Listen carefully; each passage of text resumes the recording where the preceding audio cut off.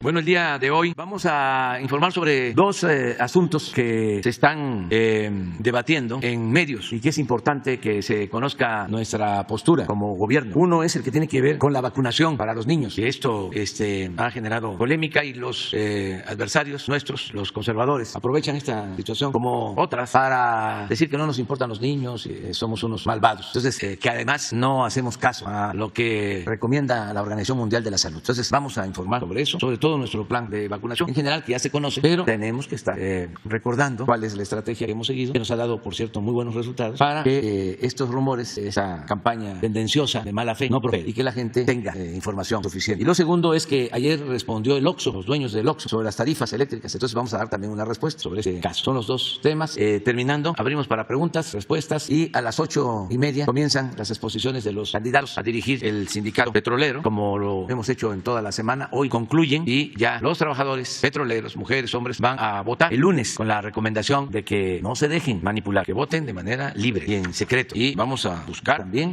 apoyarnos en los mejores técnicos a partir de hoy para que el sistema de voto por teléfono funcione muy bien y no vayan a utilizar eso los adversarios o vaya a haber hasta bloqueos, porque son capaces de gente sin escrúpulos morales. Y tenemos que ahora sí que blindar el sistema, no de los trabajadores petroleros, diría que ni de los dirigentes, sino de los de la mafia del poder, que quisieran que fracasáramos en todo, ¿no? Y como no les resultan las cosas, están cada vez más enojados, obnubilados, y tenemos que estar cuidándonos, protegidos, porque andan buscando las podridas. En eso andan. Son muy pocos los periodistas, mujeres y hombres, que están cumpliendo con el noble oficio de informar. La mayoría está buscando cómo caemos bajo la máxima aquella de que si la ensartas, pierdes, y si no la ensartas, perdiste. Entonces tenemos que estar pendientes del Reforma y del Universal, y etcétera, etcétera, etcétera. Muy bien. Y además de eso, respetar la libertad de manifestación, de expresión, el derecho a disentir, pero ganarles en el debate. Y si se puede, exhibirlos cada vez más como tendenciosos, como prensa vendida, alquilada, al servicio de minorías rapaces. Pero ese es un debate en buena lid, lo aceptamos, porque ayuda mucho a enriquecer la vida pública de México. Lo mejor que ha habido en estos tiempos, bueno, lo mejor de lo mejor, es el cambio de mentalidad en el pueblo, la toma de conciencia de nuestro pueblo, que es de los pueblos más conscientes, más politizados del mundo. Ya prácticamente no hay analfabetismo político. Algunos sectores que todavía padecen de eso. Eso es lo mejor, un pueblo despierto, consciente, politizado, no susceptible de manipulación. Y como parte de eso mismo, estamos viviendo un momento en que todo el mundo se está definiendo y se están quedando desnudos. Es como la fábula del rey va desnudo. A lo mejor no se dan cuenta. Ayer, por ejemplo, estaba yo viendo cómo el señor Lorenzo Córdoba va a la convención del PAN. Imagínense, el director, coordinador, presidente del INE, encabezando el congreso, la convención del PAN, de un partido,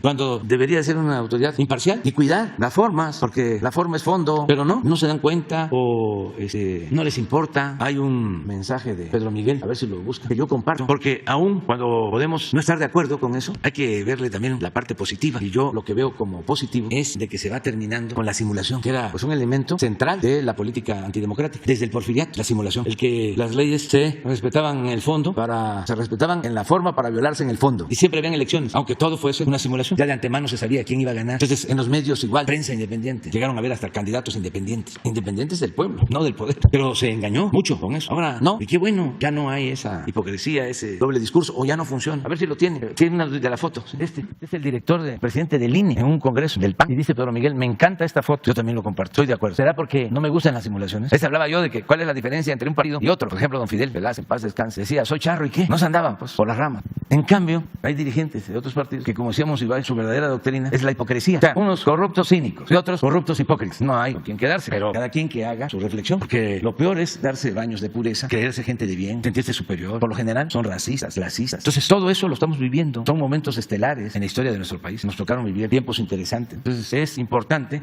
el que podamos ir informando, aclarando y respetando el derecho a disentir y posicionándonos, y que no nos dé pena, que no nos dé vergüenza.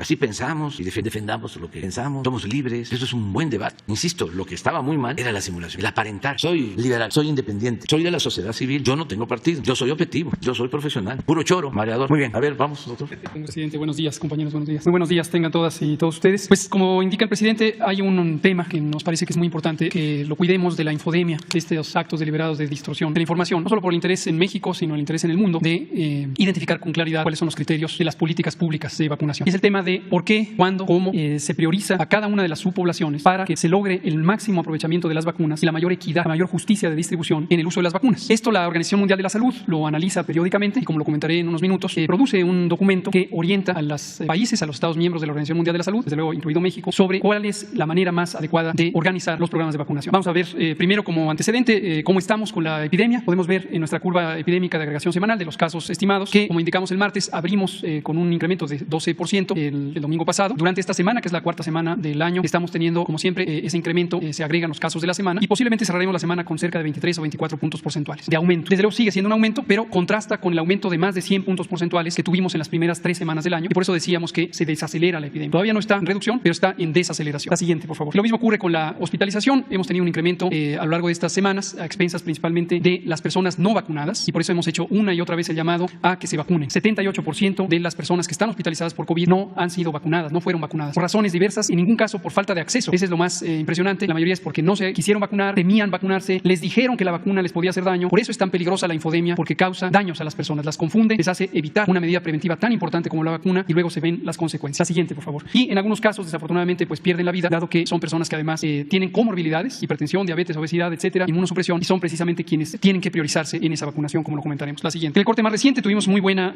aplicación de vacunas, arriba de 1.36.000 vacunas que fueron administradas, y en la siguiente vemos que ya llevamos 164.8 millones de dosis utilizadas, que corresponden a 83 millones y medio de personas. Ya solamente el 7% están por completar su esquema, de acuerdo al calendario. De lo que les toca mayormente son las personas más jóvenes, de 18 a 29 años, pero el resto en su mayoría han completado ya el esquema. Esto nos lleva a una cobertura, como hemos dicho, de 89%, muy por arriba de lo que en su momento con la encuesta de salud y nutrición estimamos que se iba a aceptar por parte de la población, que indicaba que solo 75% la aceptaría. Hemos estado insistiendo en que se vacunen y ya 89% se han vacunado. Vamos a comentar específicamente sobre esto, de la vacunación, la siguiente, la vacunación en personas menores de edad. Este documento que se muestra en pantalla se llama Mapa para priorizar el uso de vacunas de COVID-19, lo produce la Organización Mundial de la Salud, y un elemento importante de visualizar es la Organización Mundial de la Salud es un organismo de carácter técnico especializado en salud que pertenece al sistema de Naciones Unidas. La Organización Mundial de la Salud no emite mandatos legales, jurídicamente vinculantes, obligatorios para los Estados miembros. Lo que hace es brindar asesoría técnica. Y en el caso de la vacunación, tiene un grupo asesor estratégico, así se llama, Grupo de Asesoramiento Estratégico en Inmunizaciones, y es un grupo de científicas y científicos de muy alto nivel. Muy orgullosamente podemos reconocer al doctor Alejandro Cravioto Quintana, un mexicano muy destacado en el tema de las vacunas, que es el presidente de este organismo, el presidente de este Grupo de Asesoramiento Estratégico. Pero el doctor Cravioto además es miembro del Grupo de Asesoramiento en Vacunas de México, desde antes de COVID y ahora durante COVID. Entonces, evidentemente, conocemos a la perfección cuáles son las reflexiones que se van haciendo en la OMS, porque son las mismas que se hacen en el Grupo de Asesoramiento en México. Había por ahí algunos comentarios también de desinformación que sugerían que al presidente le desinformamos o no le informamos y que no conocemos de estas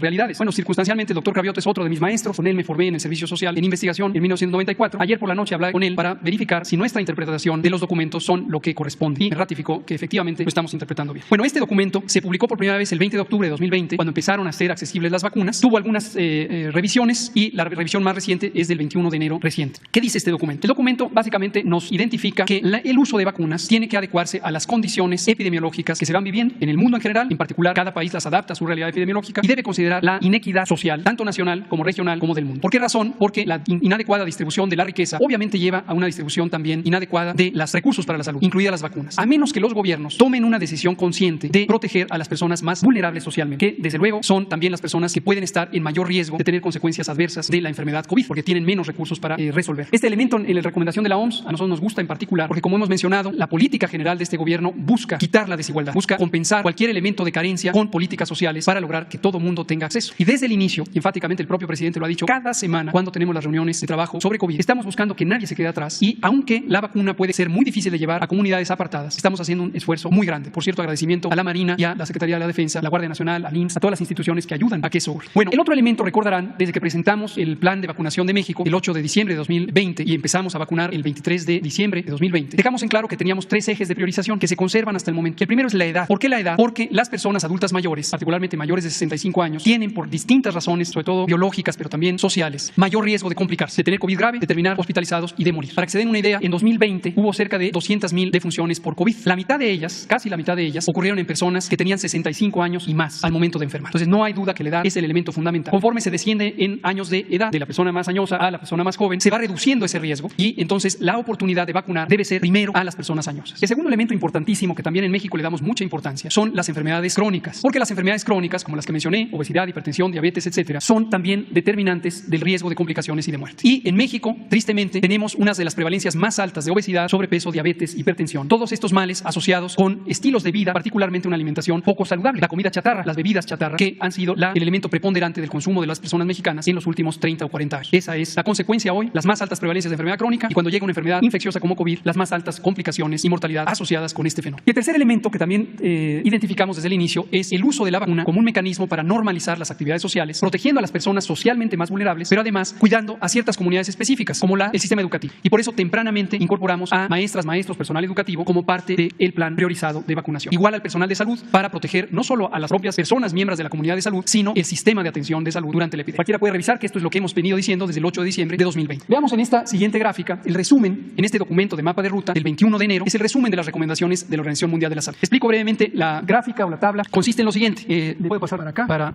darlo más fácilmente, con su permiso, presidente? Aquí se identifican los grupos prioritarios. Grupos prioritarios son parte de la misma población, pero se pueden identificar por determinadas características. Y hay 4 grupos de priorización, de la más alta, máxima, a la más baja, que está atendiendo a los criterios que estoy comentando. También la OMS así los ha señalado para todos los demás países del mundo. Adultos mayores, personal de salud y personas con inmunosupresión por distintas causas. También desde el inicio, en las primeras fases del plan, las incorporamos. Después están las personas de prioridad alta. Todas son importantes, eso debe quedar clarísimo. Todas las personas son importantes. Pero en términos del riesgo de tener COVID grave y morir por COVID, que es el elemento principal de protección de las vacunas COVID, se pueden reconocer estas prioridades. Eso no quiere decir que se menosprecie a los que están acá abajo. Lo que quiere decir es que para usar óptimamente la vacuna hay que empezar a proteger a los que tienen el mayor peligro. En la prioridad alta están el resto de los adultos con comorbilidades, las embarazadas, que desde el 10 de mayo las incorporamos. El personal educativo, como pueden ver, nosotros incorporamos personal educativo. En otros países han incorporado a otro personal esencial, como los cuerpos de seguridad pública. Nosotros incorporamos al personal educativo. Y personas en desventaja social, económica y demográfica. 2 bloques iniciales. Después tenemos en prioridad media el resto de los adultos, personas de 30, 40, 50 años, que son saludables, que no tienen estas comorbilidades. Y niñas, niños y adolescentes que sí tienen comorbilidades. En niños y niñas y adolescentes, las enfermedades que pueden padecer son un tanto diferentes a las de las personas adultas, pero hay varias que se pueden reconocer. Diabetes tipo 1, inmunosupresiones primarias, cáncer, síndrome de Down, etc. Y las hemos incorporado ya desde hace tiempo. Y finalmente, la prioridad baja, niñas, niños, adolescentes saludables. La siguiente, por favor. Esta es una frase del propio documento que resume la recomendación. Y como pueden ver, dice que antes de implementar una estrategia para vacunar niñas, niños y adolescentes, hay que considerar alcanzar una cobertura alta de esquemas primarios y refuerzos, según se requiera para optimizar el impacto de las vacunas en los grupos de mayor prioridad, como las personas adultas mayores. Es inconfundible la recomendación de la OMS en este sentido. Veamos cómo lo hemos hecho en México. La siguiente es la misma tabla con los datos mexicanos. Adultos mayores, personal de salud, que tenemos coberturas de 87% del esquema primario, 53 y 84% en los refuerzos. Hemos avanzado muy bien en este segmento. De prioridad alta, esquema primario 98%, personas de 50 a 59. Llevamos menos tiempo con el refuerzo, pero ahí vamos avanzando, ya llevamos 11%. El personal educativo 87%, el esquema primario, y ya tenemos 75%, 3/4 partes del personal educativo cubierto. En prioridad media, el esquema primario 74% y son personas de menos de 50 años, estamos apenas iniciando los refuerzos en esas personas. Y prioridad baja, y no obstante que sea prioridad baja, nosotros ya incorporamos hace mucho tiempo niños, niñas, adolescentes de bajo riesgo, las personas saludables. Llevamos la mitad, 48%. Pero para este grupo nosotros establecimos 15 años en adelante. Posteriormente incorporamos a los de 14 que cumplen 15 durante 2022. ¿Por qué razón pusimos ese punto de corte y no incluimos 13, 12, 11, 10, etc.? Vamos a verlo. Esta gráfica que ya la había yo presentado hace tiempo nos muestra la evidencia. Esta es la mortalidad por 100,000 habitantes. En personas, niñas, niños, adolescentes de 12, 13 y 14 años, la mortalidad es 0.5 por cada 100,000 personas. Y es considerablemente homogénea en este subgrupo, pero a partir de los 15 años de edad empieza a aumentar un tanto más. Llega a ser de 2.6, aproximadamente 2.3 por cada 100,000 niñas y niños de esas edades. Destacamos, y esto es lo último que voy a mostrar, que cada niño, cada niña es importantísima, no hay duda. Y la infancia es la etapa de la vida que merece una de las mayores protecciones. Sin embargo, la probabilidad de que una persona menor de edad tenga una complicación por COVID y fallezca por COVID, excepto que se trate de las personas con comorbilidades, si no son ellas, si son saludables, la probabilidad es muy, muy baja. Aproximadamente 274 veces menores que lo que puede ser la complicación en las personas adultas. Nuestra percepción del riesgo, del peligro por COVID es completamente legítima porque se basa en una epidemia que ha causado grandes estragos, pero que mayormente ha sido en personas adultas y personas adultas mayores. En niñas, niños, adolescentes, el riesgo es muy bajo. Y vamos a verlo con estas últimas 3 gráficas que ya presentamos también anteriormente, pero con mucho gusto lo volvemos a explicar. Lo presentamos en agosto. Y es los datos del INEGI sobre la mortalidad por distintas causas en menores de 19 años durante 2020. Y lo que se ve es las personas menores de un año, y las vamos a ir viendo por bloques, tienen distintas causas de muerte. Ciertamente COVID se incorporó a las primeras 10 causas de muerte, pero vean los números, estos son números absolutos. 208 defunciones para este grupo. Entre 1 y 4 años, ahí está, en la 9ª posición, 110, la siguiente. Entre 5 y 9 años, 61. Entre 10 y 14 años, 92, la siguiente. Entre 15 y 19 años, 258. Cada una de ellas importantísima. No debe quedar duda. Debe eso de citarse del debate. Cada una de ellas es importantísima. Y es una tragedia que cada una de ellas haya perdido la vida. Sin embargo, en términos de optimizar el uso de la vacuna, en primero reconocemos que estas personas tenían comorbilidad y por eso fueron priorizadas de inicio. Pero las personas saludables de estas edades tienen una probabilidad sumamente baja, ya hemos dicho el dato, 0.0036% de tener una complicación y fallecer por COVID-19. Esta es la respuesta. Muy buenos días. Muy buenos días, presidente. Muy buenos días. Estamos aquí como parte de la Comisión Federal de Electricidad. Me presento, mi nombre es Miguel Reyes, director general de CFE Energía. Mario Morales Vielmas, Comisión Federal de Electricidad, de igual manera, director de CFE ICL, Intermediación de Contratos Legados. Muchas gracias, señor presidente, por permitirnos responder a lo que el día de ayer el OXXO planteó en relación a sus tarifas. El día 26 de marzo marzo del año pasado, presentamos en este mismo foro lo que nosotros analizamos en relación a las tarifas de varios consorcios que pagaban menos que el promedio de los hogares mexicanos, o que incluso una tiendita de abarrotes en el caso del Oxxo. El Oxxo responde casi un año después, más vale tarde que nunca, pero respondió. Y le queremos pedir, señor presidente, algo de parte de nosotros, Comisión Federal de Electricidad. Pensamos que es innecesario que el Oxxo pague tanto dinero en la propaganda que realizó ayer por diversos medios, y que quizás sea mejor que de cara a la nación, en un debate, en una confrontación técnica de datos entre nosotros y los equipos de Oxxo, se pueda presentar en este espacio el señor José Antonio Fernández Carvajal, o quien designe la empresa FEMSA, a fin de analizar los datos que ellos tienen y los datos que nosotros tenemos. Pensamos que es completamente innecesario que se haga a través de los medios que se hizo ayer, pero estamos abiertos al debate y en primera instancia vamos a responder. Si le damos a la siguiente, por favor. Primero que nada, lo planteamos desde el día 26 de marzo del año pasado. El neoliberalismo dio lugar a una profundización tremenda de la desigualdad. Algunos estudios no lo capturaban porque las encuestas de hogares que se hacen en México nunca entrevistan a los más ricos, a los multimillonarios. Entonces no aparecían esos multimillonarios y se subestimaba realmente el nivel de desigualdad que había en el país. La desigualdad crece mucho en los años 80 y con el neoliberalismo, porque entre otras cosas la crisis se carga sobre los trabajadores y sobre el pueblo de México. Caen los salarios a niveles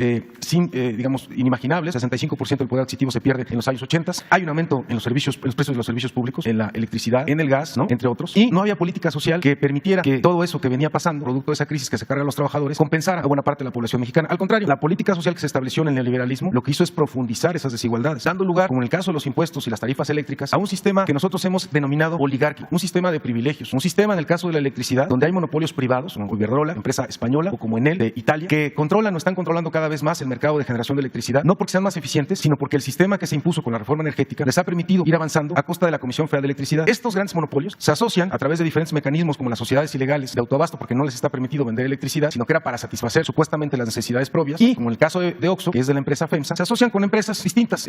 Dos casos emblemáticos, que quizá lo va a comentar más mi compañero Mario, de los autoabastos, pues son Enel y Iberdrola. ¿Por qué estos esquemas, como en el caso de los impuestos, profundizan la desigualdad? Pues porque vamos a ver que estos consorcios como Oxxo pagan menos por la electricidad que sus pares o sus competidores, como son las tiendas de las esquinas, o incluso buena parte de los hogares mexicanos, que digamos nosotros sostenemos esos datos. Ahorita lo vamos a ir viendo. Eso quiere decir entonces que hay una serie de monopolios privados que concentran la electricidad, que se asocian, que reciben además subsidio del Estado mexicano, se asocian con estos grandes corporativos, a veces asociados en cámaras empresariales, y estas empresas pues son beneficiarias de un sistema inequitativo de tarifas, que ahorita vamos a ver por qué es inequitativo, que se estableció con el neoliberalismo, y que la reforma del señor presidente enviada ya al Congreso y que se está discutiendo, desaparecería todo ese sistema inequitativo de tarifas. Vamos a la siguiente, por favor. Esto es lo que presenta ayer el Oxxo. El Oxxo dice que paga lo justo y que protege el medio ambiente. Dice que un hogar paga alrededor, el ejemplo que presenta, de unos 53 kWh, y que ellos pagan a la misma CFE 2.51 pesos por kWh. Entonces, ¿qué es lo que vamos a analizar? Si estas son verdades a medias, ¿no? O qué es lo que realmente hay aquí de verdad o no en relación a esto. Vamos a la siguiente, por favor. Presenta dos videos y presenta en su página web, porque dice, si quieren más información, vayan a la página web. Y en la página web aparece lo que dice que sería el promedio mensual. Dice ahí, indicadores generales de gasto por consumo de energía eléctrica de las tiendas Oxxo con suministro de energía limpia. Y ponen un promedio de lo que gastarían al mes o bimestralmente, y el promedio kilowatt-horas, de pesos kilowatt-hora. Dice abajo, ¿no?, que sería ahora el consumo de energía eléctrica de las tiendas Oxxo sin suministro de energía limpia. Y lo asocia con la CFE. Eso quiere decir, ¿no?, que lo de aquí arriba es limpio y es barato, y lo del CFE es sucio y caro. Casualmente es parte de la propaganda que están diciendo hoy, porque no tienen más argumentos en contra de la reforma o de la iniciativa de reforma, de que CFE es sucia y cara. Vamos a ver si eso es cierto. Gracias. Pasamos a la siguiente, por favor. Dentro de esta campaña, que está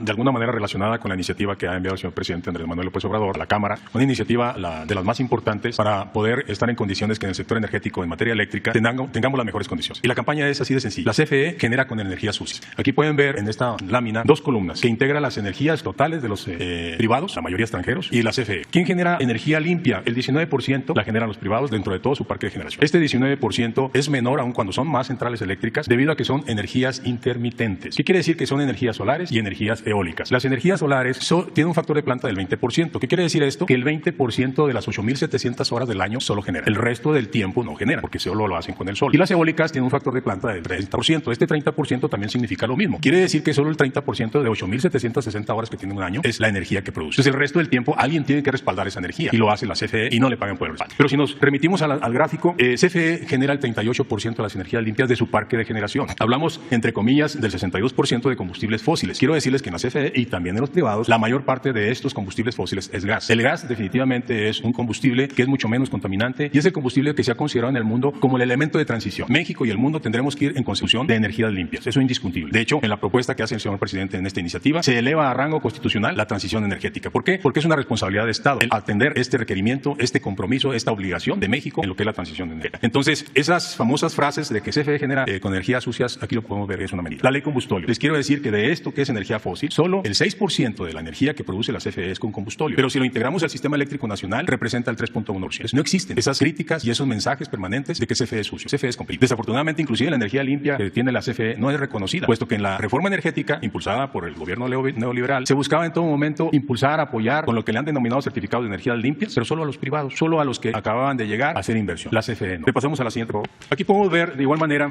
en esta, donde ellos se señalan que la mayoría de las tiendas OXXO reciben energía de los parques eólicos. Los parques eólicos están concentrados por la autorización indiscriminada de la CRE de permisos a lo largo del país sin ninguna planeación. Pero la energía eólica está concentrada en Oaxaca, en el Istmo, y está concentrada en el noreste, en Tamaulipas. Entonces, ¿cómo es posible que yo diga, si los OXXO están dispersos en todo el país, que reciben energía limpia? La realidad es que la energía limpia se inyecta en los puntos donde se encuentran cada una de las centrales de energía limpia. Entonces, no existe, o serán muy pocos los OXXOs en el país que estén cerca de alguno de los generadores de los cuales se han convertido en socios, abusando de un tecnicismo y abusando de una modificación a la ley inconstitucional para nosotros en 1992, donde se le permite a los privados nuevos esquemas de generación privada para empezar a penetrar en México, porque el Tratado de Libre Comercio indicaba que había que ir por el negocio eléctrico de México. Hoy lo tenemos protegido con la reforma energética del 2013. Todos estos esquemas que son los productores independientes, con el 31% de la generación del país y el 12% en los autoabastos. Le damos a la que sigue, por favor. Adelante con mi compañero. Tenemos además otra cosa que se afirma, además de la parte de las energías limpias, porque decía la propaganda que se lanzó ayer, que OXXO paga lo justo y además cuida el medio ambiente. Entonces, de eso que paga lo justo, ya del medio ambiente habló mi compañero, pues lo que vamos a ver es si efectivamente paga lo justo. Ellos muestran un recibo de luz de CFE, o sea, que pagan a CFE de 2.51 pesos por kilowatt hora. Primero hay que aclarar que el 95% de su energía la reciben de los autoabastos de estas empresas como Iberdrola, como Enel, como muchas otras que se han beneficiado de un sistema ilegal porque no está permitido vender bajo ese esquema y que no pagan la transmisión. Ya no pagan la transmisión, pues obviamente con ese subsidio reciben menores tarifas. El 95% lo reciben de ellos, el 5% lo reciben de CFE. Y vamos a ver que cuando lo reciben de ellos, con ese 95%, es o pagan 3 a 6 veces menos que lo que pueden pagar con una tiendita de abarrotes, es decir, con un competidor que está enfrente de ellos. Y que cuando es el caso de la CFE, si lo comparamos con los hogares, vamos a identificar que 1 de cada 2 mexicanos paga más electricidad que OXXO, de acuerdo al recibo que enseñó ayer. Le damos a la siguiente, por favor. El recibo que enseña ayer dice 2.51 pesos por kilowatt hora. Las tarifas que ellos muestran son de la zona centro, de la Ciudad de México. Es la llamada tarifa 1. Esta lo que establece es que empieza desde 87 centavos por kilowatt hora,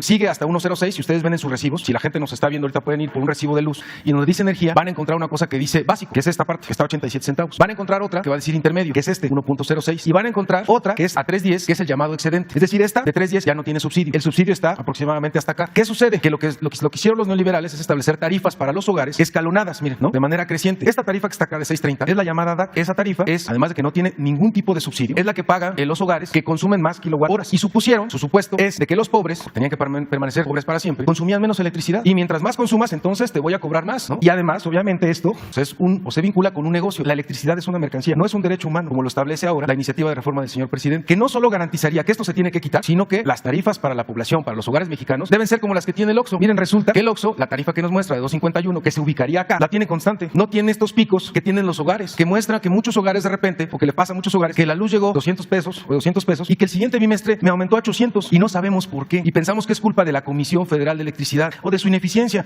o de que producimos caro o contaminamos además de producir caro. No es verdad. Es producto de un sistema tarifario que venimos arrastrando, injusto e inequitativo, donde empresas como el OXXO están o tienen una tarifa fija y los hogares tienen una tarifa creciente. Imagínense, hogares que van a pagar hasta 6.30 versus el OXXO de 2.51. ¿Con qué cara? Ayer anuncian, ¿no? Pagamos menos que un hogar. Ponen a una señora y a alguien que está atendiendo en el OXXO y dicen, yo pago menos. Claro, pues si la señora tiene una casa y va a pagar 300 pesos de electricidad, no es lo mismo que un OXXO que tiene todo el día los refrigeradores prendidos y va a pagar 16,000 pesos. Por favor, hasta los ejemplos que ponen, ¿no? Tendrían que respetar la inteligencia de los mexicanos. Le damos a la siguiente, por favor. Bien, en esta tabla también de alguna manera podemos observar ya el comportamiento comparativo del OXXO. El OXXO, ustedes pueden observar, su costo sigue siendo, y reitero la invitación al señor Fernández Carvajal para analizar y discutir el tema, 90 centavos, cuando están integrados a una sociedad de autoabastecimiento, que por cierto es ilegal, porque no está permitido vender en estas sociedades en un mercado paralelo al mercado que se creó en el 2013, que es un mercado eléctrico mayorista. Es un mercado que no debería existir y ellos lo aprovechan porque no pagan el transporte, no pagan lo que se le denomina el porte. Efectivamente, en este ejemplo que nos dieron a conocer en días pasados, el día de ayer, en estos videos y en esta campaña, sí hay recibos del OXXO por CFE. Primero porque hay 19.376 OXXOs integrados a la sociedad de autoabastecimiento. Son un poco más de 20,000 OXXOs, porque los están migrando paulatinamente. Esos OXXOs tienen un recibo de la CFE, cada vez son menos hasta llegar al 100% integrados a esos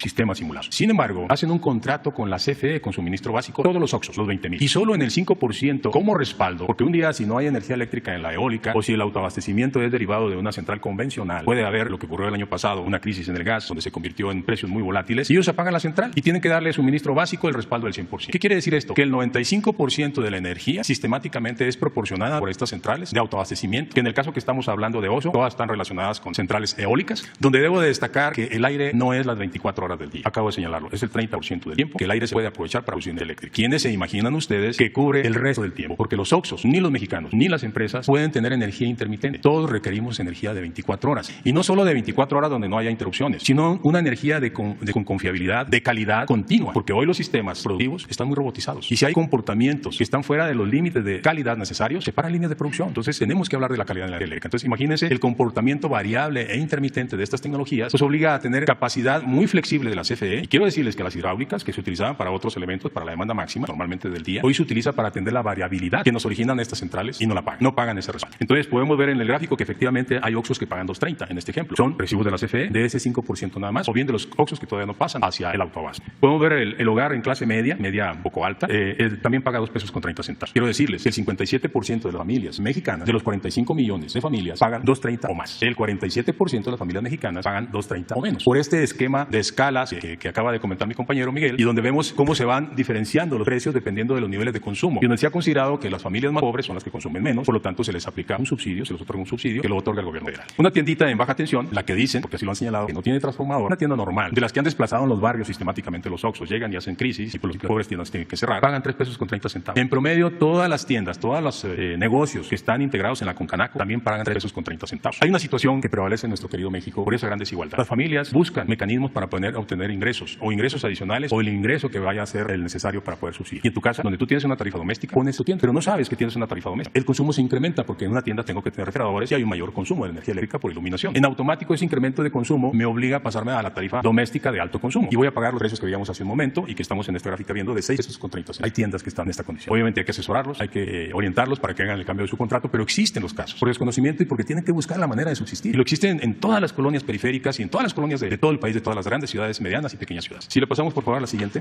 Destacamos a Iberdrola. Iberdrola es la empresa española que más centrales de autoabastecimiento tiene en el país. El autoabastecimiento es ilegal en estos términos. Actualmente se tienen 233 centrales, de las cuales 109 son ilegales porque venden la energía, no son para autoabastecer. Y entre ellas están las centrales de Iberdrola que han utilizado este mecanismo para enriquecerse, para tener grandes utilidades. En el caso que vemos, 8.046 OXXOs están en una central que se llama Eólica del Sur, donde su mayor participante es Mitsubishi, una empresa japonesa, es la que tiene el financiamiento de esta central. Los 7.117 son de Enel y corresponden a dos centrales. Una es Energía Limpia La Amistad y la otra es Dominica Energía Limpia. Estas dos centrales tienen 7.117 OXXOs a los que les están suministrando de esta manera irregular y que les beneficia grandemente. Ventica es del grupo Yenova, donde está Sempra. Ventica es una eólica también que tiene el suministro e integra a estos 3.542 socios. Y por último tenemos Fuerza Eólica San Matías, que es de una empresa eléctrica que es española. Si ustedes se fijan, todos los capitales, todas las inversiones, y vamos a dejarlo entre comillas porque no son inversiones directas, son inversiones donde participaron los fondos de México por políticas neoliberales, fondos de inversión, fondos de desarrollo mexicanos, como es Bancomex, como es Nafinsa, están apoyando a estas empresas y fueron quienes participaron en la inversión. Y aquí podemos ver cómo estas empresas tienen integrados los 19.376 OXXOs. Aquí viene lo importante, no pagan la transmisión. Imagínense, o pagan algo simbólico, pagan 11 centavos por cada kilowatt-hora en el transporte de la energía, los OXXOs, cuando una tienda normal paga eso de transporte de energía. Son los costos del servicio de transmisión, comúnmente conocidos como porteo o porteo estampilla. Podemos estimar cuánto significa este no pago del transporte y son 593 millones en el año 2021. Estos 593 millones fueron ingresados, socializados, se le dice, en el mercado eléctrico mayorista y lo pagamos todos los mexicanos en nuestro recibo. Este beneficio no es ni siquiera un subsidio del Estado, es un subsidio que damos todos los mexicanos por no pagar el transporte. No está aquí incluido el costo del respaldo, el que me permite tener energía eléctrica las 24 horas en cada uno de los OXXOs, que lo hace CFE, que tampoco lo paga. Aquí está solamente el transporte. Entonces, como ustedes pueden observar, sí tienen grandes beneficios, sí tienen gran interés para que estos sistemas continúen, porque las utilidades son extraordinarias para ellos. No por ser más competitivos ni más eficientes, sino porque se les crearon esquemas abusivos y en favor totalmente de... ¿Qué hacen? Pues buscan todos los mecanismos posibles para poder hacerle del conocimiento a la población a través de los diferentes medios, con diferentes políticas y campañas sucias, de que ellos son los más honestos del mundo. Estos son números, nosotros no, yo no soy político, tampoco compañero Miguel, yo soy un ingeniero técnico. Los números que hemos integrado son números que vamos a sustentar en cualquier momento y vuelvo a insistir. Invitamos al Grupo FENSA para que podamos comentar el tema y para que se demuestre la realidad que hay atrás de todas estas campañas que hoy permanentemente se están llevando a cabo. Debo decir que la iniciativa que ha propuesto el señor presidente lo que busca es que no haya incrementos en la energía. Lo ha sostenido, ha cumplido su compromiso. Desde el 1 de diciembre de 2018 no ha habido incrementos en la energía eléctrica, tal y como está establecido en las publicaciones que hace la CRE. Y le debo de decir que la reforma del 2013 permitió hasta el 2017 construir el modelo de tarifas como responsabilidad de la CRE y fue un caos. Desde noviembre del 2017 hasta diciembre del 2018 fue un caos, bandazos hacia abajo y hacia arriba de este nuevo modelo que construyeron unas empresas argentinas para la CRE. Entonces, por eso es que tenemos que seguir impulsando esta iniciativa y que se conozca a través del Parlamento abierto la participación y la claridad de todos los elementos que están alrededor de esta iniciativa y por qué es benéfica para México, no para las empresas y mucho menos para esas empresas privadas, extranjeras, que son las que han penetrado de una manera importante en nuestro país. Muchas gracias. Gracias, señor presidente. Bueno, pues estos son los dos temas. Adelante, tres. Una compañera, cuatro, por los tiempos. Presidente, buenos días. Pedro Villcaña, el periódico Universal. Preguntas muy puntuales. Ayer, tras un accidente en el sur de la Ciudad de México, fue detenido Facundo Rosas, cercano a García Luna. ¿Algún comentario sobre esta detención? Pues no tengo mayor información, solo que era parte de un grupo que actuó cuando el operativo llamado Rápido y Furioso en el gobierno de Calderón, que se permitió al gobierno de Estados Unidos, a una de las agencias del gobierno de Estados Unidos, introducir armas de contrabando ilegales que supuestamente iban a permitir tener información y detener a delincuentes en México, porque esas armas traían unos sensores y de esa forma las iban a identificar, a localizar y así iban a llevar a cabo la detención de delincuentes. ¿Qué sucedió? Bueno, se supo, la delincuencia tuvo toda la información, pues era la época en que García Luna era secretario de Seguridad Pública. Entonces, en vez de ser algo benéfico, se convirtió en una tragedia porque utilizaron esas armas para asesinar a personas en México y asesinar también a extranjeros. Esa investigación es la que está abierta y presuntamente en ese grupo participó este señor junto con otros. Eso es lo que puedo comentar. Se está viendo en Estados Unidos, la Fiscalía de México envió ya la información y se dictaron órdenes de aprehensión contra estas personas. Eso es lo que hay. Es interesante porque ese expediente en su momento se archivó, no solo en México, en Estados Unidos, y se mintió en el caso de México de que no se sabía, porque las altas autoridades de México no sabían, y ya poco a poco pues se ha ido conociendo de que una acción concertada, esto que sucedía antes, que no se respetaba nuestra soberanía, que ingresaban a nuestro territorio de las distintas agencias extranjeras, llevaban a cabo operativos, tenían bajo sus órdenes a servidores públicos de México, pero eso ya está desechado, hay una normatividad, acaba de participar el FBI en un asunto en Quintana Roo y estamos pidiéndole al embajador de Estados Unidos que nos informen sobre esta participación, si hubo informes, si hubo cooperación de conformidad con las normas. No nos oponemos a que se trabaje de manera coordinada en contra del crimen, pero no podemos permitir que se viole nuestra soberanía. Presidente, como segunda pregunta, hay un anteproyecto que envió el CONACYT y destaco que es un anteproyecto para estar en revisión, lo envió a la CONAMER, es sobre un reglamento de becas. En él se está haciendo una revisión sobre este reglamento, pero mantiene unos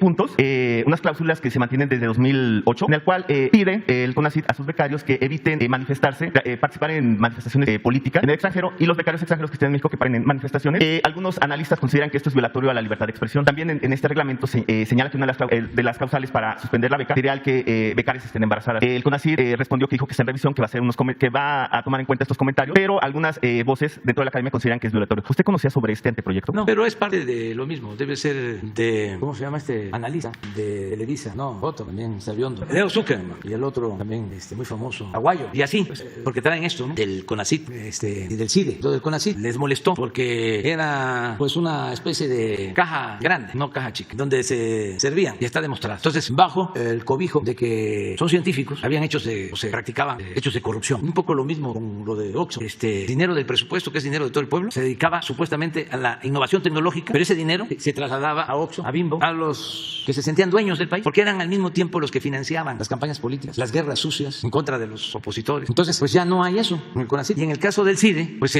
durante todo el tiempo de predominio de la política neoliberal o neoporfirista, también dominaron, y la educación estaba al servicio de estas minorías, no al servicio del pueblo. Bueno, se metieron hasta con la UNAM. Entonces, ¿cuál es mi opinión? Pues que esos reglamentos, que dicho sea de paso, existían desde la época neoliberal y que de manera deshonesta o con falta de honestidad intelectual o ética, los quieren hacer aparecer como propuestas de nosotros. Pues si ya se descubrió que existían esas normas retrógradas, conservadoras, que las quiten. Pero eso no es ningún problema. Y así hay que ir quitando estos pretextos, todas estas trampas de esta gente muy oportunista que engañó durante mucho tiempo y que no tiene nada que ver con el pensamiento nuestro de impulsar la educación pública y de, como decía Pablo Freire, concebir la educación como práctica a la libertad. Ellos no piensan así. Ellos lamentablemente lo que hicieron el CIDE, una versión muy parecida al ITAM y hasta segunda, porque el ITAM tenía de maestros a Aspe y a MIT, a Videgaray, o sea, machuchones del pensamiento conservador, pero ya el CIDE pues era una copia, una segunda versión. No comenzó así porque era para formar servidores públicos, beneficio de los intereses de la nación, y terminaron aborreciendo el servicio público. Y bueno, lo del ITAM se entiende. Un día vamos a hablar de eso. ¿Hasta dónde llegó el poder del ITAM? Es como el poder de los medios. El poder del ITAM llegó a que impusieran un candidato del ITAM. ¿Saben quién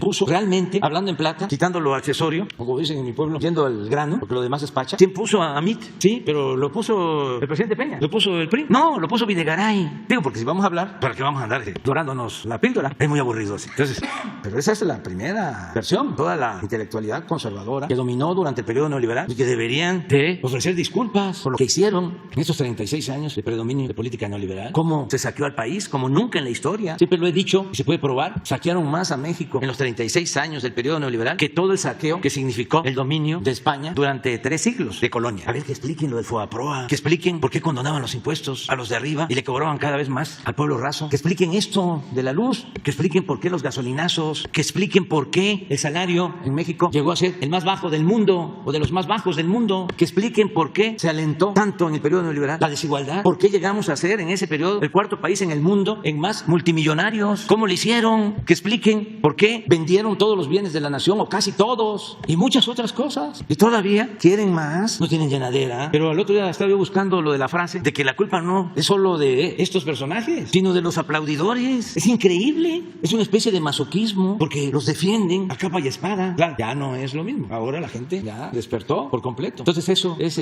interesante que se analice, y todo nuestro respeto, nuestro apoyo a los estudiantes, a los académicos, todo nuestro respeto. Nada más, incluso es hasta bueno que haya esa huelga porque ayuda a que se abra un debate sobre estos temas: la educación al servicio de la oligarquía o la educación al servicio del pueblo, o el contenido educativo, los contenidos educativos. ¿Se va a seguir con lo mismo, con las fórmulas aprendidas o recetadas desde el extranjero, las llamadas reformas estructurales? Y se va a seguir haciendo a un lado la agenda nuestra, la de México, la de combatir la pobreza, la de combatir la corrupción, la de que México es un país con un pasado histórico extraordinario, ejemplar. Ya no vamos a sentirnos orgullosos de la grandeza cultural de México. Vamos a seguir siendo vasallos, sumisos, colonia, patio trasero, protectorado, vasallos. No, este es un gran país. Ya quisieran, con todo respeto, otros países tener la historia que tiene México, el pueblo que tiene México, lo trabajador que son los mexicanos, lo creativo que son los mexicanos, herederos, y de ahí dimana esa creatividad de grandes culturas, de grandes civilizaciones. Y vamos hacia adelante, sentirnos muy orgullosos. Y los cambios, aunque van a tardar en internalizarlo, porque tampoco son muy inteligentes y luego de eso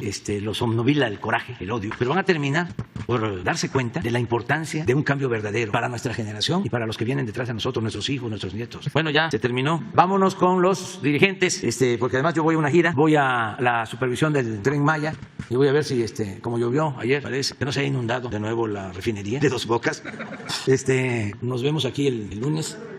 Ya hablamos el lunes y vamos a permitir que vengan los dirigentes. Muchas gracias. Y ojalá y venga el señor Fernández, y va a ser bien tratado de manera respetuosa, que traiga sus argumentos o sus técnicos, está invitado. Esto ayuda mucho a aclarar las cosas. Además se van a ahorrar dinero porque no van a tener que estar pagando publicidad. Va a seguir hablando de eso el lunes o martes. Bueno, pues nos da mucho gusto. Hoy concluimos ya la ronda de comparecencias de los candidatas a la Secretaría General del Sindicato de Pemex. Esto es un ejercicio inédito, algo nunca visto, y bienvenidos, están en su casa. Sería muy bueno también, como nos acompaña la secretaria del Trabajo, Luisa María Alcalde, que hablábamos de reforzar el sistema de votación por teléfono para evitar bloqueos y problemas, porque hay gente interesada en que nos vaya mal, pero no son los trabajadores ni los candidatos, sino los machuchones. Entonces, de aquí al lunes, que es la votación, convocar, pedirle a los técnicos de teléfonos de México, de las empresas de comunicación, que nos ayuden para blindar todo el sistema, no tengamos ninguna falla y que puedan entregar buenos resultados. ¿Cuándo van a dar a conocer los resultados? Los resultados tendrán que salir el lunes mismo en la noche, aproximadamente como a las 9 días, pero el mismo día. Entonces, que no tengamos problemas técnicos, hay que resolverlo bien en estos días. Y pues, adelante, ustedes están aquí en la Casa del Pueblo, que es la casa de todos. Pues muy bien, nos vemos. Vamos a Tabasco, Chiapas, Campeche, Yucatán y Quintana Roo. Es mi primer gira y vamos a supervisar los trabajos del Tren Maya. Muchas gracias. Adelante. Pues agradecemos muchísimo al presidente por permitirnos en este espacio seguir con este ejercicio de transparencia, de democracia. El día de hoy concluimos estos 5 días en los cuales los diferentes candidatas a dirigir el sindicato de Pemex se han venido a presentar aquí para que los trabajadores los conozcan, sobre todo sepan qué están proponiendo de llegar a la dirigencia del sindicato. Antes de darles la palabra, vamos a pedirles 3 minutitos de su atención, porque vamos a exponer aquí qué va a suceder el día de la elección. Todavía hay algunas dudas, cómo voy a votar, cómo funciona este sistema, dudas no solamente, por cierto, del gremio petrolero, sino también de la ciudadanía. Entonces, si me permite. Gracias. Lo primero a destacar, aunque ya se ha dicho en múltiples ocasiones, pero es muy importante recordar, la elección será el lunes 31, próximo lunes. Y la elección inicia a las 00:01, a las 12 de la noche. Ahí se abre el sistema y concluye a las 19 horas. Adelante. ¿Qué va a suceder el día de la elección? Todas y todos los trabajadores que se hayan registrado van a recibir un mensaje de texto y un correo electrónico. Por las 2 vías se va a mandar este mensaje. Este mensaje tiene 2 elementos fundamentales, una liga y un toque, es una contraseña. 1, 2, 3, 4, 5 es el ejemplo. Todos van a recibir este mensaje y también el mismo mensaje lo recibirán a través del correo electrónico. Una vez recibido este mensaje, van a entrar en esta liga, van a presionar esta liga, adelante, y van a entrar al sistema. Aquí el sistema dice, bienvenido, este es un ejemplo, Eduardo Álvarez, ingresa tu toque. Y aquí van a ingresar el token que recibieron en el mensaje o en el correo electrónico, que es el mismo. 1, 2, 3, 4, 5, entrar. Cuando yo presiono entrar, adelante, aquí me pone 1, 2, 3, 4, 5, vamos a ver este video, entrar, y empiezo a ver los candidatos. Voy a ver las fotografías y los nombres de los 25 candidatos. Y cuando encuentre con el que quiero votar, voy a presionarlo y voy a confirmar y enviar mi voto. Así de sencillo va a ser la votación. Una vez enviado el voto, se me va a informar que ya voté e incluso recibiré el comprobante de ese voto, que por supuesto no registra por quién voté, simplemente el hecho de tener la certeza de que emití este voto. Así de sencillo. Entonces, a las 00 horas, todas y todos recibirán el mensaje a través de sus teléfonos celulares y de sus correos electrónicos, y a partir de ahí podrán iniciar la votación. Un elemento adicional, se va a poner a disposición el día de la elección un call center, un centro que va a estar establecido en la Secretaría del Trabajo para cualquier tipo de dudas técnicas. Este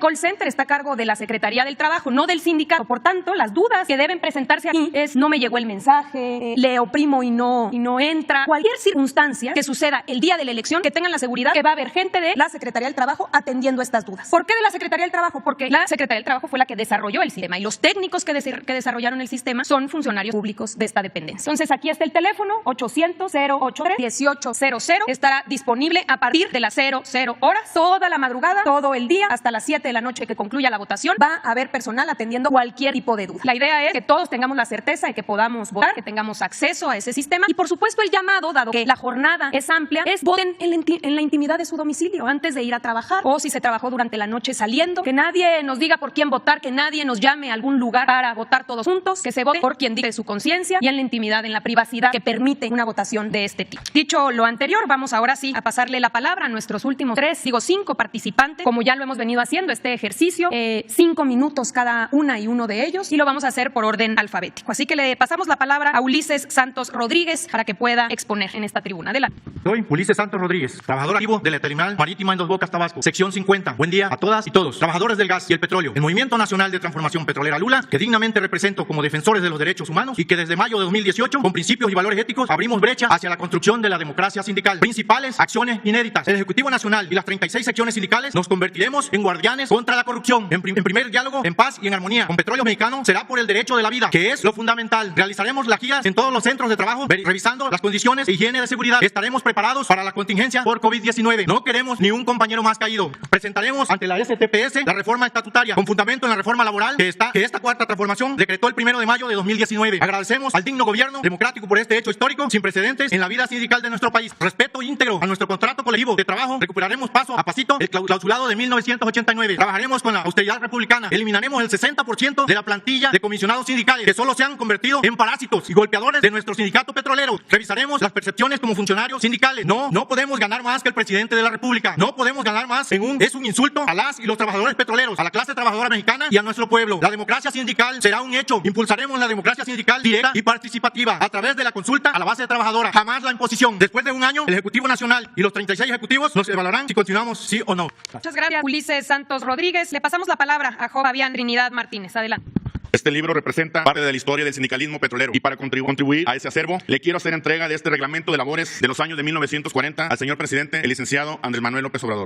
Buenos días al señor presidente, a la secretaria de Trabajo, medios de comunicación, compañeras y compañeros petroleros que tienen la oportunidad de estarnos viendo. Me presento, soy Fabián Trinidad Martínez, un trabajador de la sección 33 en Tampico, Tamaulipas. Como proyecto nacional, nosotros proponemos trabajar juntos con la empresa y el gobierno para poder consolidar la transformación de un nuevo sindicalismo en México. La historia, desde la fundación del sindicato petrolero y la expropiación petrolera, nos deja en claro y bien sustentado que desde sus principios y tácticas de lucha debemos administrar, proponer, salvaguardar y gestionar todos los derechos y obligaciones de los trabajadores. El gremio petrolero representa un asunto de soberanía y seguridad nacional y junto con Petróleos Mexicanos es la columna vertebral de la economía del país. De ahí la importancia de ser un gran aliado del gobierno federal y evitar todo riesgo. También tenemos en claro que vivimos en un mundo globalizado donde el TEMEC representa y exhorta a un mejor manejo en materia energética, pues el mundo observa las decisiones de este país por ser un productor petrolero. Como trabajadores petroleros sabemos el diagnóstico completo de afectaciones y eso nos permite el poder decir que se requiere de un cambio sindical y esto lo podemos hacer a través de una analogía, donde todo sembrador sabe que para hacer una mejor cosecha se debe de arrancar de raíz toda hierba mala y limpiar así el terreno para poder poner las nuevas semillas. Nuestro proyecto coincide con la visión política de este gobierno federal, de que nadie está por encima de la ley y la jubilación es una solución pacífica y sin confrontación que se debe aplicar a la brevedad. Las votaciones petroleras locales dejaron muchos temas para atender, pero como la libertad no se implora, se conquista. Hemos sido victoriosos al estar aquí, a pesar de tantas afectaciones y daños que se nos han dado como trabajadores petroleros en nuestros derechos. Nuestro proyecto se sustenta en varios puntos: la defensa de la plantilla laboral con agotamiento de materia de trabajo y atender todas las afectaciones contractuales en base a los respectivos reglamentos y sus anexos. Gestionar la intervención del Sistema Nacional de Salud a fin de ayudar a garantizar lo pagado legalmente entre la empresa y laboratorios mexicanos, que son los que dan el surtimiento médico. Gestionar proyectos de construcción y seguir considerando el mantenimiento a las diversas instalaciones, así como la nueva refinería de Dos Bocas, que beneficiará a compañeros activos, transitorios y jubilados, estos últimos como instructores, y todo bajo un equilibrio entre la política de austeridad. Licenciado Andrés Manuel López Obrador, le propongo reactivar la petroquímica, activar campos exploratorios y recuperar la flota marítima petrolera. De la mano de su gobierno. También tenemos que considerar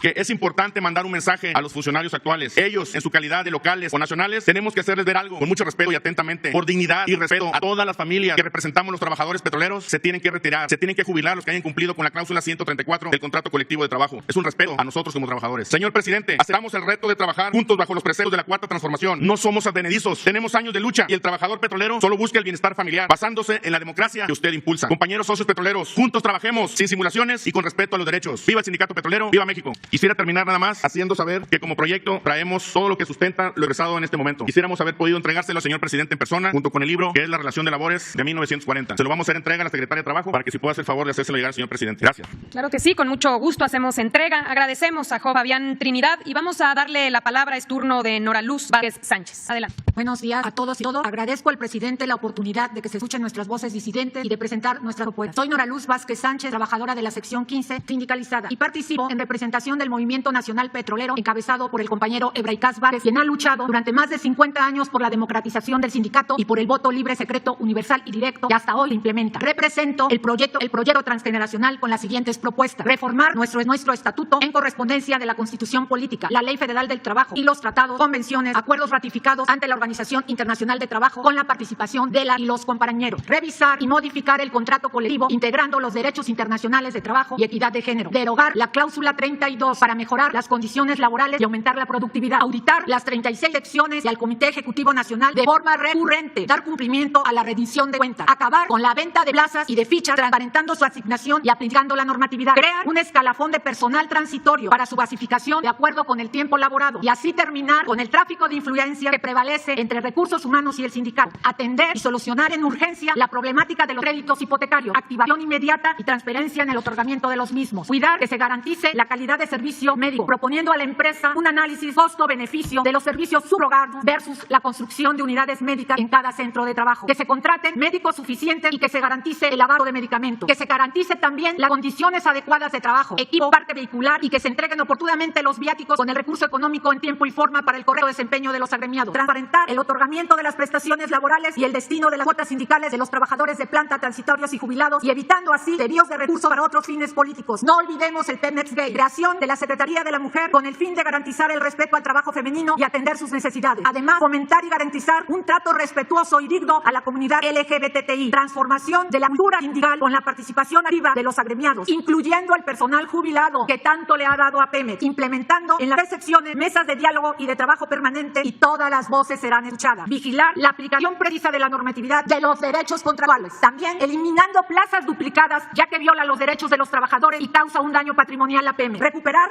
los espacios de integración familiar, fomento de artes, cultura y actividad física. Establecer convenios entre el Instituto Mexicano del Petróleo y escuelas, universidades públicas y privadas para fomentar la profesionalización de la base trabajadora. Me comprometo a donar el 50% del recurso económico del cargo de la Secretaría General, ya que estoy convencida que la representación sindical es por vocación de servicio a la base trabajadora, sin esperar beneficios económicos. Tengo la experiencia, la convicción, los principios y los valores necesarios adquiridos durante 30 años de lucha. No me rendiré ante la represión que he padecido y sigo padeciendo por la mafia de Carlos Romero de Champs, quien pretende prolongar su cacicazgo a través de algunos candidatos. Ejemplo de ello, Ricardo Aldana Prieto. Compañeros y compañeros, tenemos en nuestras manos la decisión histórica del cambio. Votemos libremente, con valor, con conciencia, por la justicia y equidad laboral. Unidas y unidos venceremos. Un voto razonado y hago un llamado a los trabajadores jubilados para que hablen con la familia petrolera. Hermanos, tías, todos, y votemos por un cambio verdadero en el sindicato. Muchas gracias a todos. Muchas gracias a Nora Luz Vázquez y pasamos la palabra a José Luis Vázquez Torres. Adelante. Bueno, aquí a los medios. Adelante, ¿eh?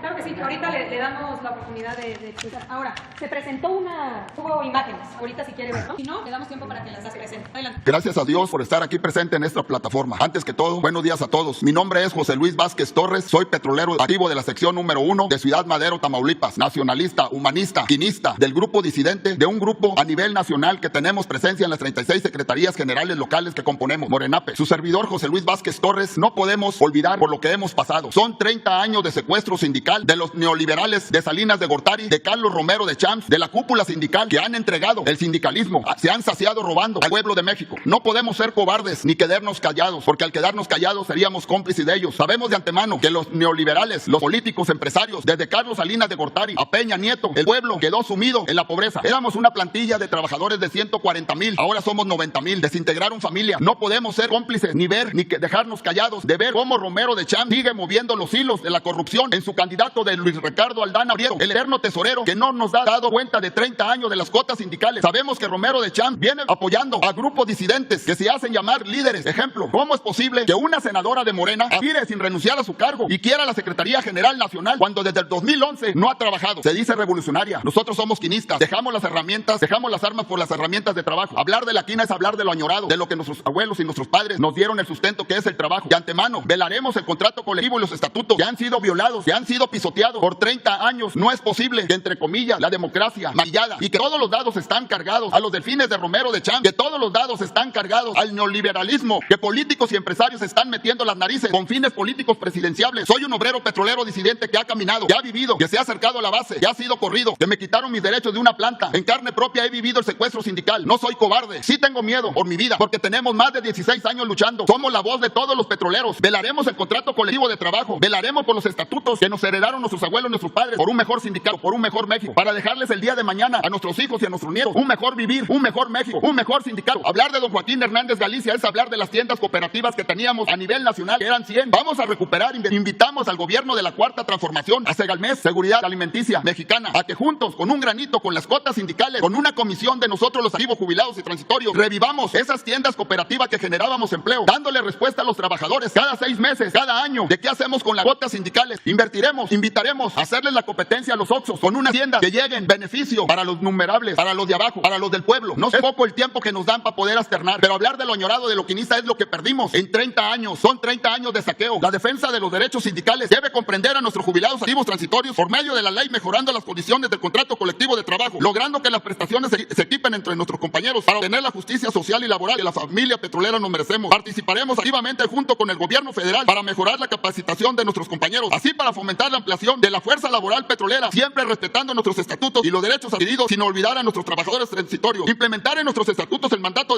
legal de la participación igualitaria de la mujer y el hombre dentro del Comité Ejecutivo Nacional y Local. El 50% de nuestros dirigentes serán mujeres y hombres. Hoy es cuando se les reconocerá su importante papel en la toma de decisiones sindicales. Asimismo, delimitará los periodos en que los dirigentes sindicales estarán en funciones, limitándolos en 2 periodos. Antes que todo, velaremos por la fuente de trabajo, que es el empleo de todo mexicano. Gracias. Agradecemos a José Luis Vázquez. Y finalmente, nuestra última participante es Baide Villaverde Acevedo. 5 minutos, adelante. Por el rescate nacional de nuestra industria petrolera, hoy hay que lograr la unidad y la justicia sindical. Hay que cambiar el rumbo y por Esbaide hay que votar. Esbaide es la mejor para secretaria general, porque al petrolero defenderá a sus derechos laborales. Esbaide Villaverde, hoy con nuestro voto libre y secreto vamos a cambiar el rumbo de los petroleros. Alguien que defienda nuestros derechos, que levante la voz, dignifique al obrero. Humilde y disidente contra el sistema. Esbaide Villaverde, pero siempre luchando con el obrero. Buenos días, señor presidente. Buenos días a todos los compañeros del STPRM y Pueblo de México. Me da mucho gusto estar en este lugar. Es para mí un honor, ya que todos los mexicanos en este momento están viendo la mañanera, lo cual me encanta a mí en lo personal, porque me entero de cómo van los asuntos y puedo ser partícipe. Es muy importante la participación de cada uno de nosotros para que México pueda alcanzar los estándares que requiere. Es por eso que esta vez vengo como mexicana, como petrolera, y este cargo, porque ahora me llaman la del cargo blanco, representa a mis compañeros. Quiero decirles que trabajo en la sección 48, tengo 28 años de antigüedad, egresé de la Universidad Autónoma de Tabasco de la licenciatura de idiomas con terminal en docencia y la maestría en administración con terminal en recursos humanos. Compañeros socios del STPRM, en mi plan de trabajo tengo 36 propuestas que considero cubren nuestros problemas y expectativas, los cuales han sido logros plasmados en nuestro contrato colectivo de trabajo emanado de nuestros estatutos, actualmente emanados por una cúpula corrupta. En caso de que me favorezcan con voto masivo, cumpliré su mandato. Exigiremos de la cláusula 89 especialistas, equipos modernos y realizaremos programas educativos para la alimentación sana, porque todos vamos para allá. Una de mis preocupaciones será construir el modelo de desarrollo para el adulto mayor con lugares de esparcimiento para su cuerpo y capacidad intelectual, proveyéndole de todo lo que se requiera para que tenga una una vejez digna. Recuperaremos junto con nuestro presidente a quien esperan los hijos de la quina para poner los 50,000 millones de dólares en fideicomisos que la quina dejó en los diferentes bancos de México, siendo su deseo que se utilicen en cooperativas para ayudar a los mexicanos. Propongo se utilice parte de eso para invertir en los complejos de agroindustria, campo escuela, posescuela y apoyar a los trabajadores con viviendas cómodas, justas, dignas. Edificaremos el modelo de universidad petrolera con todas las carreras y enseñanza tecnológica y se certificarán las categorías, se modernizarán todas las escuelas, artículo 123. Tendremos actividades recreativas que incluyan el esparcimiento, el deporte y la cultura. Restableceremos el voto al jubilado. Señor presidente, le tenemos como padre de la democracia, como candidata, si un voto puede hacer la diferencia, ¿se imagina usted el voto de 100,000 jubilados? Es tanto o más que la cantidad de activos y ningún estatuto puede estar sobre la ley, ya que usted siempre nos habla de que el voto es sagrado, esperando que esto sea en estos días de su gobierno. Entregaremos la última plaza al jubilado con derecho, lucharemos porque se le pague lo que se le debe y homologaremos el salario de jubilado con el del activo. Pacificaremos a los transitorios, proveeremos ante la empresa que mientras exista la materia prima, los liquidados ingresarán nuevamente de acuerdo al plan californiano. Estoy hablando de esos liquidados, compañeros, que fueron los primeros que sufrieron los ataques de este cambio, desde Salinas de Gortari en 1993, cuando vinieron, se pasó rapidísimo el tiempo, pero quiero decirles, compañeros, que ya tenemos todo este trabajo hecho, ya lo tenemos realizado, ya lo hemos caminado, tenemos un año trabajando, este tríptico ya se los he hecho llegar, y por otro rapidito, le traigo esto a la licenciada Luisa María Alcalde, que desde el 24 de febrero se le hizo llegar para que no participen los espurios, los corruptos en elecciones, con todos los artículos que deben de ser, y consideramos, licenciada, que usted ha sido un estorbo para la justicia, consideramos desde el momento en que usted no ha permitido que nos seguir lo que tenemos que hacer, ¿sí, licenciada? Desde el momento en que ustedes han dado participación a esas personas, desde el momento que iniciaron las elecciones locales cuando debieron de haber sido las de nacional, entre muchas otras cosas que tenemos, y licenciada, yo pido que de verdad no sea usted una traidora para el cuarto T. Gracias a todos, buenos días. Agradecemos a Esbaide Villaverde. Le preguntamos a Nora, ¿había algún video que no se presentó? Traía lo de los fideicomisos para que aquí los compañeros y los periodistas y mis compañeros petroleros los vieran, y cuando fue pues ya se había terminado, pero quiero hacer entrega a los periodistas que aquí están las denuncias por el Movimiento Nacional Petrolero y lo de los fideicomisos, que son millones y millones de dólares que están en las cuentas, y ahí está toda la corrupción del sindicato petrolero. Aquí los tengo, compañeros. Muchísimas gracias. Recordar varias cosas. La primera es, estamos en un proceso de cambios, hay muchas cosas nuevas que tenemos que ir pues convirtiendo en una cultura en nuestro país. Se reformó la ley en el 1 de mayo de 2019 para instaurar en nuestro país la libertad y la democracia sindical. Y en estas nuevas normas se establece claramente quiénes son las autoridades responsables de cada uno de los procesos. A veces, y yo lo entiendo, quisiéramos que la autoridad laboral, la Secretaría del Trabajo, el centro laboral, dijera este no participa, este sí participa, o pudiera imponer reglas en una elección. Pero hay que recordar que estamos en el terreno de lo inédito, pero que le toca a las propias organizaciones el poder conducir sus procesos electorales. Y a la autoridad, en este caso al centro laboral, validar o no una elección conforme a las quejas que puedan irse presentando en caso de haber irregularidades. Se ha comentado a través de estos días algunas inconformidades, por ejemplo, de esta persona o esta otra no debe participar porque no cumple con las reglas. Entonces, este tipo de quejas, lo comentábamos el día de ayer, de denuncias, hay que presentarlas y hay que hacer de esto lo cotidiano, que todos defendamos los procesos electorales. Hablábamos de dónde hay que presentar denuncias, quejas. Volvemos a expresar en este espacio este correo inconformidades.pemex@centrolaboral.gov.mx. El Centro Laboral, que es una nueva institución, una nueva autoridad autónoma, le toca recibir, analizar y en su caso determinar si hubo duda razonable de un proceso electoral. ¿Qué sucede en el caso de que determine que hay duda razonable? Puede mandar repetir el procedimiento y, a diferencia del primero, ahora es el Centro Laboral el que conduce el proceso electoral. Al inicio es el propio sindicato, es el órgano electoral de la propia organización sindical quien conduce el proceso de elección, pero en caso de haber duda razonable, dice la ley que le toca al Centro Laboral hacer. Ese ejercicio va a suceder, como ya se había informado con anterioridad, en 4 secciones del sindicato de Pemex, donde se determinó que había duda razonable y, por tanto, en febrero tendrá que repetirse esas 4 elecciones. Estamos viviendo tiempos que marcarán la historia del sindicalismo en nuestro país. Este ejercicio de 5 días en esta tribuna, en este espacio, invitados por el presidente Andrés Manuel López Obrador, da cuenta del compromiso de este gobierno con la libertad y la democracia. El que se puedan expresar aquí de manera libre, que se pueda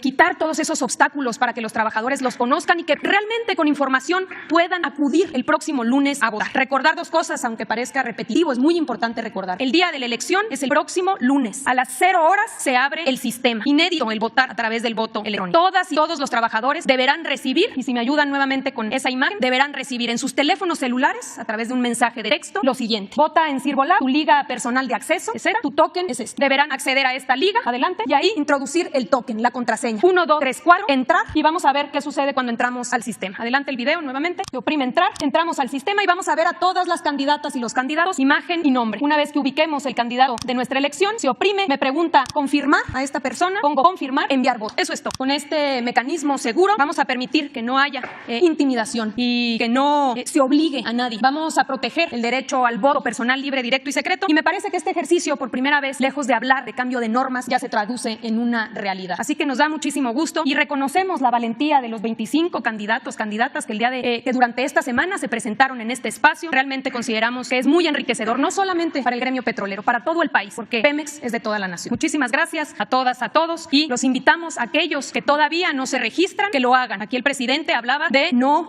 permitir que haya ningún obstáculo para la participación. Si aún hay algún trabajador o trabajadora que no se ha registrado para votar, lo pueden hacer por teléfono. Y hemos ya publicado en las redes sociales los teléfonos que el sindicato puso a disposición, pero de todas maneras aquí los vamos por último a publicar. Adelante. Aquí tienen hasta todo hoy, todo mañana, hasta el sábado para registrarse, todos aquellos para defender su derecho al voto. Muchísimas gracias y nos vemos ya después de la elección. Gracias.